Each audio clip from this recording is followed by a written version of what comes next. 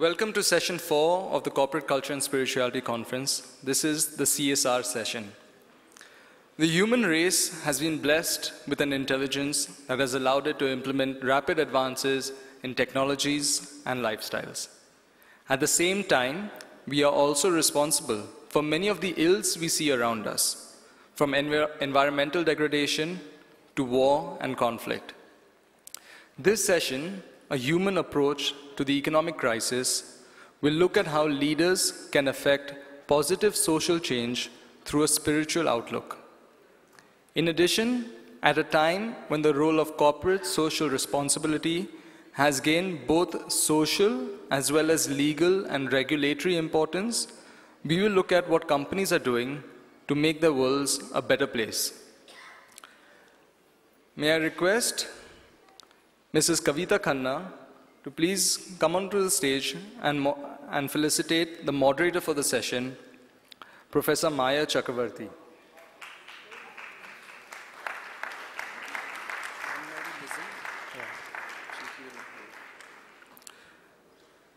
Professor Chakravarti is the director of the Symbiosis Institute of Media and Communication and an expert in the field of public relations.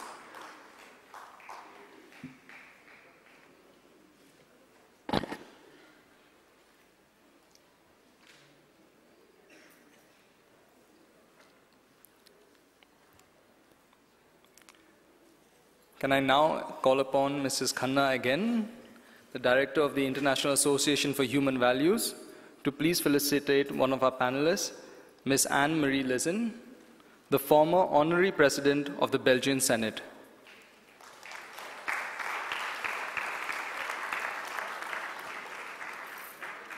Ms. Lizin's commitment to social causes is demonstrated in her contribution to many projects in her country, particularly in the healthcare sector.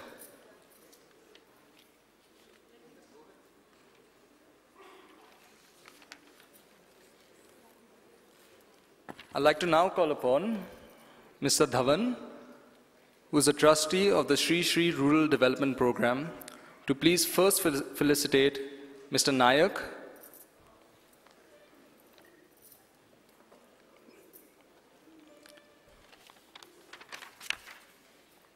Chairman and Managing Director of the Power Grid Corporation of India,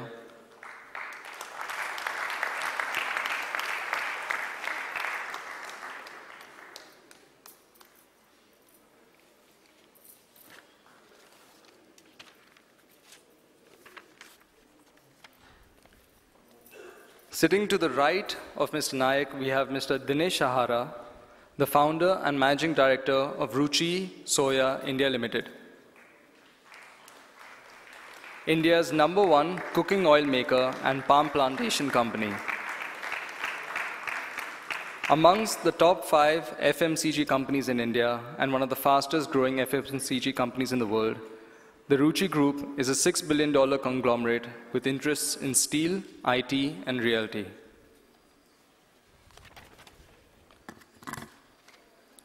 I would now request Dhawanji to please felicitate Mr. Satya Bansal, Managing Director of Barclays Securities India Private Limited.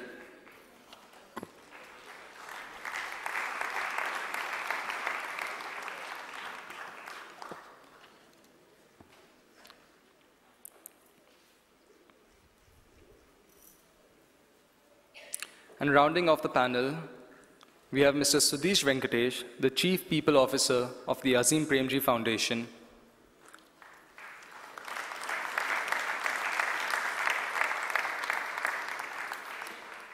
The foundation is a $2 billion endowment by Mr. Azim Premji that aims to develop talent at a large scale in India.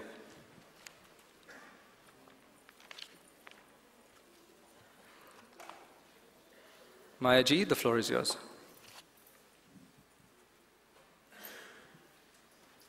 Thank you, Arjun. Good morning, ladies and gentlemen. How appropriate this tagline is for this conference, which has been given out in the very own words of our beloved Guruji, setting the tone for discussions in this conference on corporate culture and spirituality. I extend a very warm welcome to all of you for this discussion on human touch to the economic crisis is CSR a bane or a boon? And because the concept of CSR is all about sharing and caring. And, I would believe if it is intelligence quotient, IQ, which is required to start a business or head a venture, business venture, it would be the emotional quotient, the EQ, which really governs the business decisions. If that were so, then I guess it has to be spiritual quotient, SQ, that sustains the business in the long run. And what more fitting testimony to establish this fact than this segment of this conference. Looking at this congregation of the people here, I recall a little quote that I read in Times of India about 3 days ago. This is a quote by Democritus. He says, "The wise man belongs to all countries, for the home of a great soul is the whole world he inhabits." I really do not know. Democritus said this in 375 BC. And how did he really know that a great soul would walk the earth in the 20th, 21st century in the form of His Holiness Shri Shri Ravishankar? May I now invite Mr. Sudhish Venkatesh, who is the Chief People Person at Azim Premji Foundation. The floor is all yours. Thank you. Yeah, thanks, Maya. Good afternoon, everybody, and it's a pleasure to be here. Most of the deliberations yesterday and today morning, my sense is that it has focused on what is called the numerator. This session is going to be a lot about the denominator. And we will talk a bit about what the denominator means. Firstly, let me give you a picture of what India's education scenario today is. I'll just pick a few highlights. There are 23 crore children between classes 1 to 8 studying in India today. 23 crore children is 4 times the size of Britain and bigger than most countries in the world. So we are talking of a massive number of young children who are going to schools today. Out of these 23 crore, 70% of them are in government schools.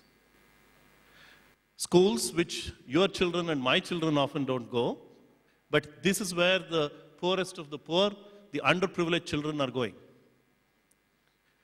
A class 5 student in a government school today is unable to read a class 2 passage.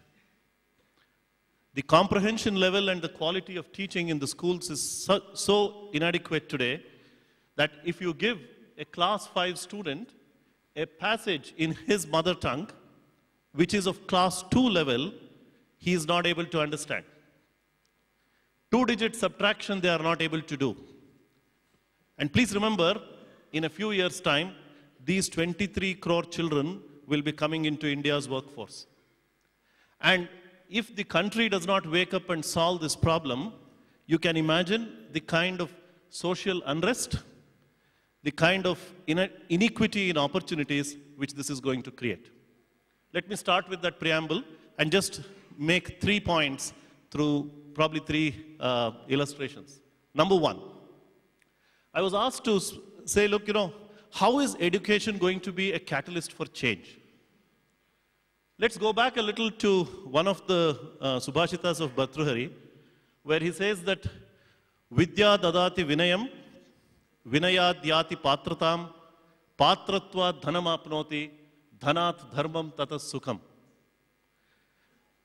For the, just to help with it, I'll just connect it. Vidya is education. Vidya dadati vinayam. Education leads to humility. Vinayat yati patratam. It's only through humility that people get respect. Patratva dhanam apnoti. It's from respect that people earn wealth. Dhanat dharmam. The wealth needs to be used for dharma, tatas sukham. And dharma is what leads to happiness. If you ask me, is education a catalyst for change? I don't think there is a better example than this Subhashita to connect education to happiness. Yeah. Now I would ask Mr. Dinesh Shahra, who is the chairman and MD of Ruchi Soya Group, to share his thoughts about education in particular and CSR in general. Thank you. Good afternoon. Thank you. My two colleagues have explained to you on the education. So I'll just start with CSR and conclude with education. In this today's complex social and economic environment, we as responsible citizens and responsible corporates have enormous responsibility to participate. I believe that what we have, we are supposed to give back to the society. On a spiritual level, giving is receiving. We think that we are giving, but at a level of consciousness, we are all one. What we give to ourselves. At Ruchi Soya,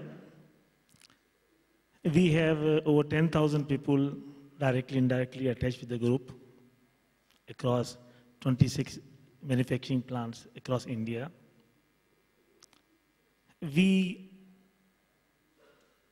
make sure that the people around us, near factories, near their villages, because we are an agri-produce company.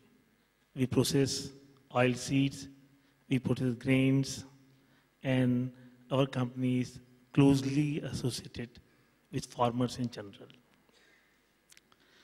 We find that farmers are the poorest among the society today. The whole family works 24/7, and they're able to meet the basic daily needs. We ensure that in the villages, where are we located in terms of procurement centers, we have centers where we make sure that the children of the farmers' families are being given education. The women around them in the villages which they work, we want to educate them and we want to make sure that they are employed. We encourage them to be self-dependent. If they produce something, we make sure that the company buys it out and distribute.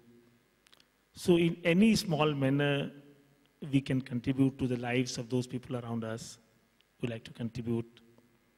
And I believe that that's the best social responsibility or a corporate responsibility we can do. We cannot live in a world where we are isolated from others. So it is our prime duty to make sure that people around us are being taken care of.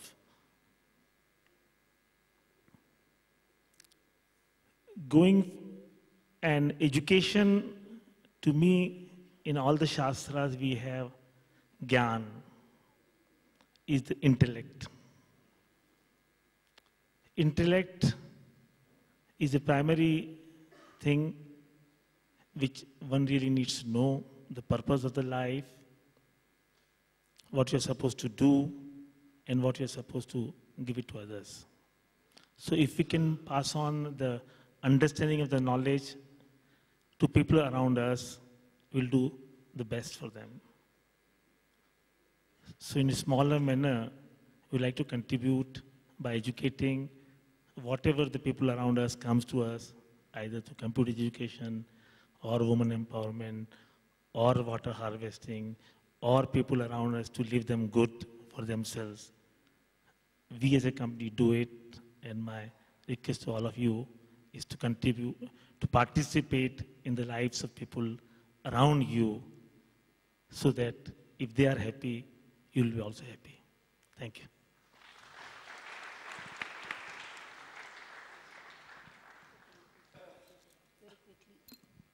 Thank you for those very sincere attempts at, being in the food and agro industry, how your CSR is impacting the bottom of the pyramid, as it were. We now have our last panelist, Mr. Satya Bansal, who is the Managing Director of Barclays. Maybe we will get the banker's perspective on this. So So over to you. Good afternoon, friends. It's a pleasure to be here. And here I will share some of the experiences of which I've gathered while working with many of the business families in India and abroad. Let me first start with education, as our fellow panelists have started. And here I would like to drift from what has already been covered. So when we talk about education, essentially it comprises of three broad things, and that's what I'm bucketing it, not necessarily true, but that's how I understand it. One is the academic part of education, which we all know. It's important for us to understand the importance of knowledge. And there is a huge amount of focus on making that happen. Whether we have succeeded or not, it's a long way, but there's a huge amount of focus. The second part, as Ashram is already showing us the way, is the skill part. Education is not enough. We have got enough educated people in the country who are not skilled to do anything. And that's what I think we are all grappling with today when it comes to the employability of most of our people. When I speak to my business families, and they often struggle to get the right kind of semi-skilled and skilled people. When we have so much of manpower, trained manpower, educated manpower, they are often not adequately skilled, for which the society has to work a lot. But here I'm touching the third very important part, and an issue which most business families are grappling with is the value part of the education. And here I'm not talking about mere the moral values. Moral values, we are all, in whatever environment we grow up, at our home, in our society, we gain something, we don't gain something. That's our individual choice.